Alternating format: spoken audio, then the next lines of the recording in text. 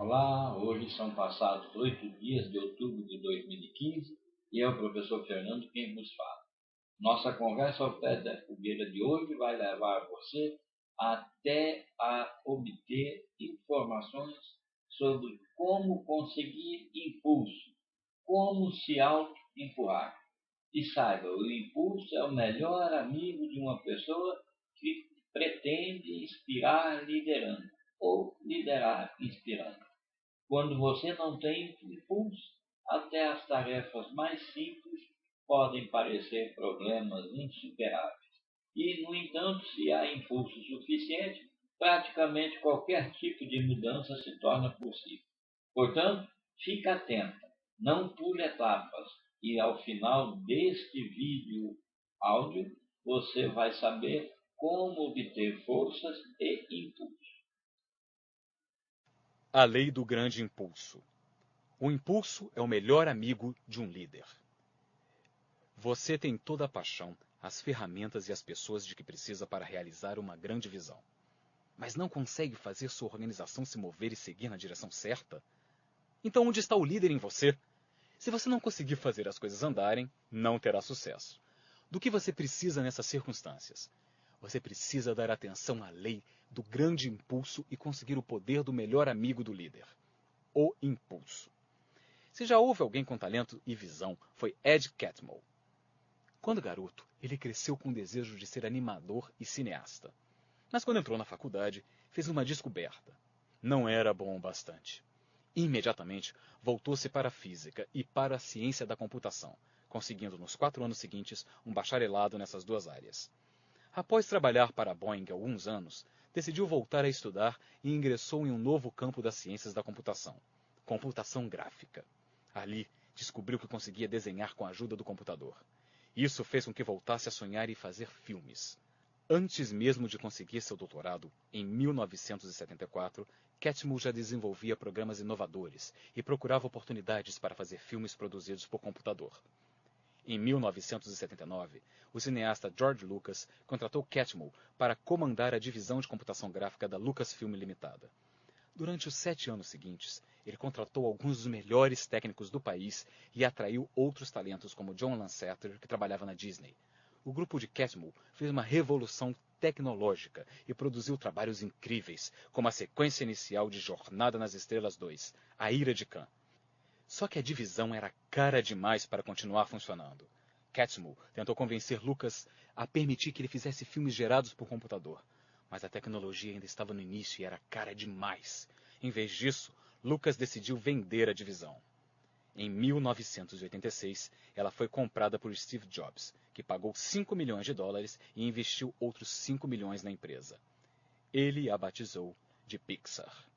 Enquanto lutava para apresentar lucros, a Pixar começou a fazer curta-metragens para demonstrar as possibilidades da tecnologia. O primeiro foi Luxo Júnior, que mostrava duas luminárias de mesa interagindo como pai e filho. Naqueles dias, após apresentar algum filme demonstrando animação por computador, os cineastas ouviam muitas perguntas técnicas dos especialistas do setor que assistiam ao filme, sobre os algoritmos que tinham escrito ou software empregado. Catmull e Lasseter souberam que tinham dado um importante passo à frente quando uma das perguntas feitas foi se a luminária maior era a mãe ou o pai. Foi quando eles souberam que tinham se conectado à plateia e conseguido contar uma história, não apenas apresentado uma nova tecnologia. Ouça as palavras de Lasseter. Nós não tínhamos dinheiro algum, não tínhamos computadores, nem pessoas, nem tempo para fazer os belos movimentos de câmera que vocês veem, os traços brilhantes e todas essas coisas. Simplesmente não tínhamos tempo. Simplesmente deixamos a câmera parada, sem cenário, mas isso fez com que a plateia se concentrasse no que é importante no filme, a história e os personagens. Assim, pela primeira vez, o filme estava divertindo as pessoas, porque era feito com animação por computador. Luxo Júnior era tão bom que foi indicado a um Oscar, mas Catmull e sua equipe ainda estavam muito distantes de realizar o sonho de um longa-metragem. O maior desafio da empresa na época era simplesmente sobreviver. A Pixar continuou a desenvolver tecnologia. A empresa também conseguiu reconhecimento e recebeu prêmios, inclusive seu primeiro Oscar em 1989. Para sobreviver, a equipe começou a fazer comerciais em animação computadorizada. Mas era difícil para a Pixar ganhar impulso. A empresa movia-se para frente, mas muito lentamente. Então, em 1991, por causa da credibilidade que a Pixar conseguira, ela deu uma importante virada. Os líderes acharam que a empresa estava pronta para dar seu grande passo. Criaram um especial de televisão de 1 hora de duração. Lasseter procurou a Disney, sua ex-empregadora, para testar a ideia. A reação o impressionou. A Disney ofereceu à Pixar um contrato para criar 3 longa-metragens com computação gráfica. A Disney financiaria e distribuiria os projetos. A Pixar os criaria e receberia um percentual dos lucros. Finalmente, a Pixar tinha a oportunidade de colocar em prática a visão de Catmull, mas a empresa ainda estava longe disso. Começaram a trabalhar no que seria Toy Story, mas a equipe tinha problemas com os personagens e a história. A Disney pressionou Lasseter a dar aos personagens contornos mais nítidos, mas eles não ficaram agradáveis à vista. Após 2 anos de trabalho, o chefe de animação da Disney disse que aquilo simplesmente não estava funcionando. Lasseter implorou a Disney para não desistir e dar a eles mais uma oportunidade de resolver as coisas. Ele se recorda de que convocaram todo mundo, viraram noites, refizeram todo o primeiro ato de Toy Story em 2 semanas. Quando apresentaram o resultado à Disney, eles ficaram impressionados. O trabalho em Toy Story continuou. A Pixar precisaria de 4 anos para concluir o filme. Enquanto isso, outros estúdios utilizavam tecnologias desenvolvidas por Catmull e sua equipe e produziam filmes como Jurassic Park e O Exterminador do Futuro 2. Catmull desabafou que aquilo tudo era muito frustrante, porque eles estavam ocupados com Toy Story, mas todo mundo recebia o crédito pelos outros filmes, quando tinham sido eles que tinham escrito o programa de computador utilizado nesses outros filmes. Embora o resto do mundo não percebesse, a Pixar começava a ganhar impulso. Isso ficou óbvio quando Toy Story estreou em novembro de 1995. Quando o contrato com a Disney for assinado 4 anos antes, o presidente da Pixar, Steve Jobs, estimara que se o primeiro filme fosse um pequeno sucesso, se conseguissem, digamos, uma bilheteria de 75 milhões de dólares, eles empatariam os custos. Se conseguissem 100 milhões, ganhariam dinheiro. Mas se fosse realmente um tremendo sucesso e faturasse uns 200 milhões de bilheteria, ganhariam bastante dinheiro e a Disney muito mais. Poucas pessoas teriam previsto que ele faturaria 192 milhões de dólares no mercado americano e mais 362 milhões em todo o mundo. Desde aquele momento, o impulso da Pixar ficou forte e continua a aumentar. A organização ganhou 17 Oscars e recebeu 42 patentes. E depois de Toy Story, a empresa produziu um sucesso após o outro. Vida de Inseto, Toy Story 2, Monstros S.A., Procurando Nemo, Os Incríveis e Carros. Em todo o mundo, esses filmes faturaram quase 4 bilhões de dólares. Ironicamente, enquanto a Pixar ganhava impulso, a Disney, a empresa que ajudara a produzir a revolução, perdia. A divisão de animação da Disney vivia tempos difíceis. Seu último filme de animação importante foi Lilo e Stitch, em 2002. E além desses, produzira 3 fracassos muito caros: Atlantis, Planeta do Tesouro e Nem que a Vaca Tussa. Como a Disney poderia recuperar impulso? Bob Iger, que se tornou presidente e superintendente da Disney em outubro de 2005, sabia como. Ele simplesmente comprou a Pixar. As pessoas que a Disney ajudara agora ajudariam a Disney. Catmull tornou-se presidente de animação da Disney e Lasseter foi nomeado executivo-chefe de criação. Como disse Catmull, se a Disney teve 2 grandes épocas de ouro, eles agora iriam produzir uma terceira. E que fim levou a Pixar? Ela continua a funcionar como antes, aos cuidados de Catmull e Lasseter. Quando você consegue um grande impulso, não quer que nada atrapalhe. Afinal, o impulso é o melhor amigo do líder. Por que eu falo que o impulso é o melhor amigo de um líder? Porque muitas vezes é a única coisa que faz a diferença entre perder e ganhar. Quando você não tem impulso, mesmo as tarefas mais simples parecem impossíveis. Pequenos problemas parecem obstáculos insuperáveis. O moral cai. O futuro parece negro. Uma organização sem impulso é como um trem parado. É difícil prosseguir, e até mesmo pequenos blocos de madeira nos trilhos podem impedir que ele vá para qualquer lugar. Por outro lado, quando você tem um impulso do seu lado, o futuro parece brilhante, os obstáculos parecem pequenos e os problemas parecem não ter consequências. Uma organização com impulso é como um trem que se move a 110 km por hora. Você pode colocar uma barreira de concreto armado nos trilhos e o trem passará por ela. Se você quer que a sua organização, departamento ou equipe tenham sucesso, precisa aprender a lei do impulso e aproveitá-la ao máximo em sua organização. Para isso, precisa aprender algumas verdades sobre o impulso. Verdade número 1. O impulso é o grande exagerador. O impulso é como uma lente de aumento. Faz com que as coisas pareçam maiores do que realmente são. Por isso, a chamo de grande exagerador. E é um dos motivos pelos quais os líderes se esforçam tanto para controlar o impulso. Como o impulso tem grande impacto, os líderes tentam controlá-lo. Porque o sucesso é exagerado pelo impulso. Quando você tem impulso, não se preocupa com pequenos problemas. E muitos dos maiores deles parecem se resolver sozinhos. Verdade número 2. O impulso faz os líderes parecerem melhores que são. Quando os líderes têm o impulso do lado deles, as pessoas pensam que eles são gênios. Parecem não ter falhas. Elas se esquecem dos erros que os líderes cometeram. O impulso muda a visão que todos têm dos líderes. Verdade número 3. O impulso ajuda os seguidores a ter um desempenho melhor do que poderiam. Quando a liderança é forte e há impulso em uma organização, as pessoas são motivadas e inspiradas a ter um desempenho do mais alto nível. Verdade número 4. É mais fácil administrar o impulso que iniciá-lo. Você já fez esqui aquático? Se já praticou esse esporte, você sabe que é mais difícil ficar em pé sobre a água do que fazer manobras depois que se levantou. Pense na primeira vez em que você esquiou. Antes de se levantar, você foi puxado pelo barco e provavelmente pensou que seus braços seriam arrancados enquanto a água batia em seu peito e em seu rosto. Por um instante, pode ter acreditado que não conseguiria mais segurar a corda. Mas depois, a força da água arrastou seus esquis para a superfície e você ganhou o impulso. Nesse momento, você era capaz de fazer uma curva apenas deslocando o peso de um pé para o outro. E é assim que o impulso de liderança funciona. Começar é uma luta, mas assim que você se move para frente, realmente consegue começar a fazer algumas coisas muito impressionantes.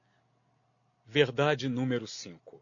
O impulso é o mais poderoso agente de mudança. A história da Pixar é um exemplo clássico do poder do impulso. O impulso transformou em uma potência uma empresa sem recursos e sem pessoal que lutava para sobreviver.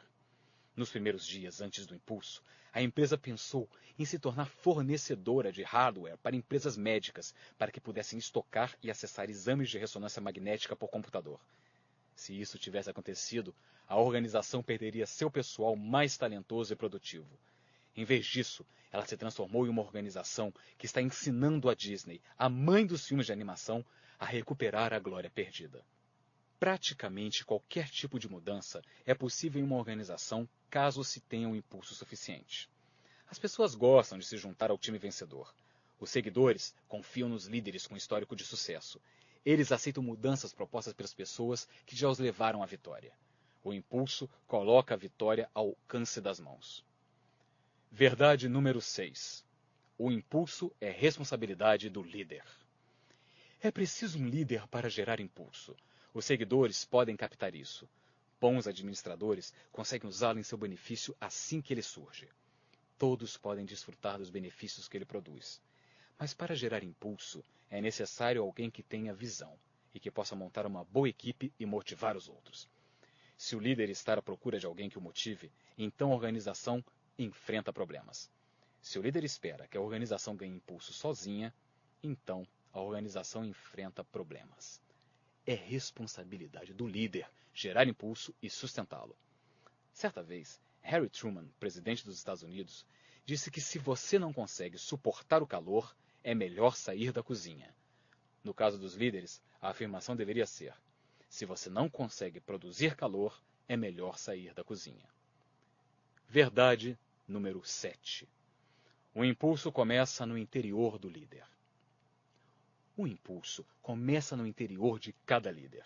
Ele começa com a visão, a paixão, o entusiasmo. Começa com energia. Eleanor Dowan, autora de livros de inspiração, observou que você não pode acender um fogo em outro coração se ele já não estiver queimando no seu. Se você não acreditar na visão e não buscá-la com entusiasmo, fazendo todo o possível para torná-la real, então não começará a ter os pequenos ganhos necessários para manter a bola em movimento. No entanto, se você transmite entusiasmo para seu pessoal todos os dias, atrai para sua equipe, seu departamento ou sua organização pessoas que pensam da mesma forma e as motiva a conseguir. você começará a ver uma evolução. Quando fizer isso, começará a gerar impulso. E se você for sábio, considerará o impulso o que ele realmente é: o melhor amigo de um líder. Assim que conseguir um impulso, poderá fazer praticamente tudo. Esse é o poder do grande impulso. De todos os líderes que conheci, aqueles que ficam mais frustrados são os que tentam progredir e gerar impulso em organizações burocráticas. Nessas organizações, as pessoas muitas vezes apenas marcam passo. Elas desistiram de progredir e, portanto, não querem mudanças ou não acreditam que isso seja possível. Há vários anos, assisti a um filme intitulado O Preço do Desafio, que retrata a desesperança que muitas pessoas sentem em uma organização sem impulso. Você viu esse filme? É sobre um personagem real, um professor chamado Jamie Escalante, que trabalhava na Garfield High School, no leste de Los Angeles.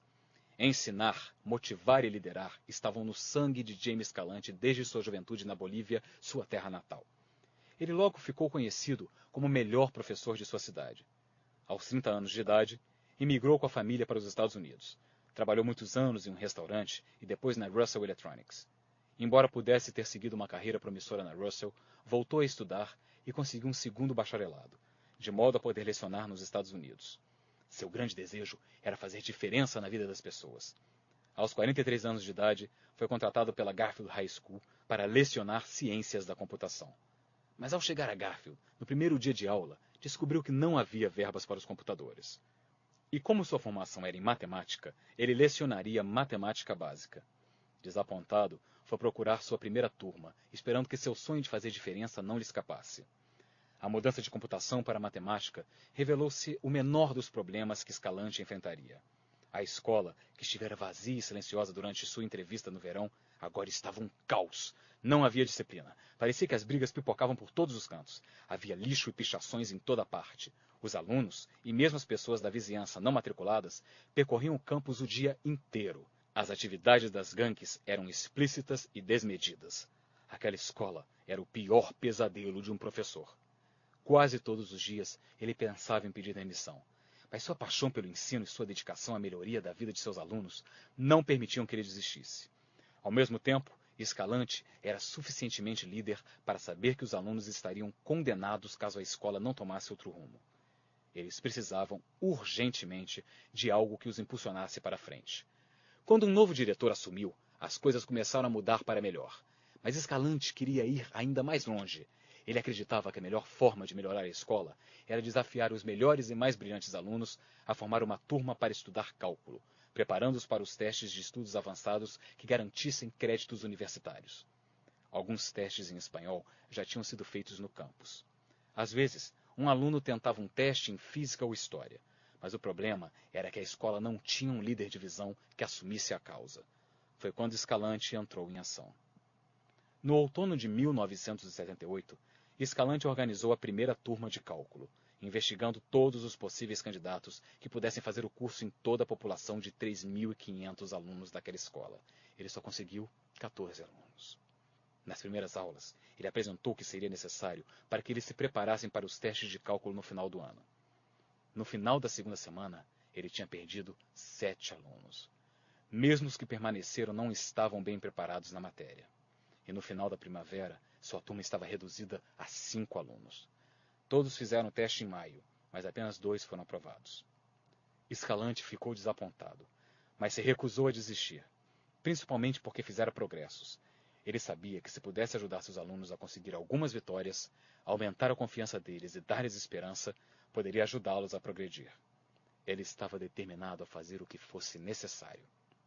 Para motivá-los, ele passava mais deveres de casa ou desafiava um dos atletas da escola para uma partida de handebol. Escalante nunca perdeu. Se eles precisavam de encorajamento, levava-os ao McDonald's como recompensa. Se ficavam preguiçosos, Escalante inspirava, impressionava, divertia e até mesmo os intimidava. E o tempo todo ele moldou o trabalho árduo, dedicação à excelência e o que ele chamava de gana de vencer, seu desejo impetuoso. No outono seguinte, Escalante montou outra turma de cálculo, dessa vez com 9 alunos. No final do ano, 8 fizeram o teste e 6 foram aprovados. Ele fazia progressos. A notícia do seu sucesso se espalhou. Os alunos ouviram que os protegidos de Escalante estavam conseguindo créditos universitários, e no outono de 1980, sua turma de cálculo tinha 15 pessoas. Quando fizeram o teste no final do ano, 14 alunos foram aprovados. Os avanços não eram gigantescos, mas Escalante podia ver o seu programa ganhando impulso. O grupo seguinte de alunos, composto de 18, foi o tema do filme O Preço do Desafio. Como seus antecessores, eles trabalharam de forma árdua para aprender cálculo, e muitos chegavam à escola todos os dias às 7 horas da manhã, 1 hora antes do início das aulas, e com frequência ficavam até às 5, 6 ou 7 horas da noite. Embora o Serviço de Testes Educacionais tivesse questionado a validade do primeiro teste a que os alunos foram submetidos, e eles fossem obrigados a fazer um segundo, 100% dos alunos de Escalante foram aprovados. Depois disso, o programa de matemática explodiu. Em 1983, o número de alunos aprovados no exame de cálculo para estudos avançados quase dobrou, de 18 para 31. No ano seguinte, dobrou novamente, e o número de alunos chegou a 63, e continuou a crescer. Em 1987, 129 alunos fizeram o teste e 85 deles receberam créditos universitários. A Garfield High School, do leste de Los Angeles, que já fora considerada um dos piores lugares para se estudar, produziu 27% de todas as aprovações em testes de cálculo feitos por americanos de origem mexicana em todos os Estados Unidos. Os benefícios da lei do grande impulso foram sentidos por todos os alunos da Garfield High School. A escola começou a oferecer cursos para preparar os alunos para outros exames de estudos avançados. Após algum tempo, a Garfield tinha turmas regulares de espanhol, cálculo, história, biologia, física, francês, ciências sociais e ciências da computação. Em 1987, 9 anos após Escalante iniciar o programa, os alunos da Garfield fizeram mais de 325 exames para estudos avançados. E o mais incrível, Garfield tinha uma lista de espera de mais de 400 alunos de região fora dos seus limites que queriam se matricular ali. A escola, que antes fora a piada do distrito e que quase perdera sua licença, tornara-se uma das 3 melhores escolas urbanas em áreas menos privilegiadas de todo o país. Esse é o poder da lei do grande impulso. Conforme prometi, incluí alguns questionamentos no fim de cada faixa para ajudá-lo a aplicar cada lei à sua vida. Não queime etapas. Só passe para a próxima faixa depois de refletir sobre as questões. Considere-as como experiência de aprendizado. Como aplicar a lei do grande impulso à sua vida? O impulso surge no interior do líder e se espalha a partir daí. Você assumiu a responsabilidade pelo impulso na área em que você é o líder? Você é apaixonado pela sua visão? Demonstra entusiasmo o tempo todo? Trabalha para motivar os outros mesmo quando não se sente tão motivado? Você precisa moldar a postura e a ética de trabalho que gostaria de ver nos outros. Isso muitas vezes exige algo que chamam de liderança de caráter. A motivação é um elemento fundamental para a geração de impulso. O primeiro passo para criar motivação é eliminar da organização os elementos que a deixam desmotivada. O que em sua área de responsabilidade leva as pessoas a perder a paixão e o entusiasmo? Como você pode eliminar, ou pelo menos minimizar esses fatores? Assim que tiver feito isso, poderá dar o passo seguinte: identificar e colocar em ação elementos específicos que motivem seus seguidores. Para estimular impulso, você precisa ajudar seu pessoal a festejar suas realizações. Transforme em hábito homenagear as pessoas que passem a bola para frente. Você deve não só continuar a elogiar o esforço, mas também recompensar as realizações. Quanto mais você recompensar o sucesso, mais as pessoas lutarão por ele.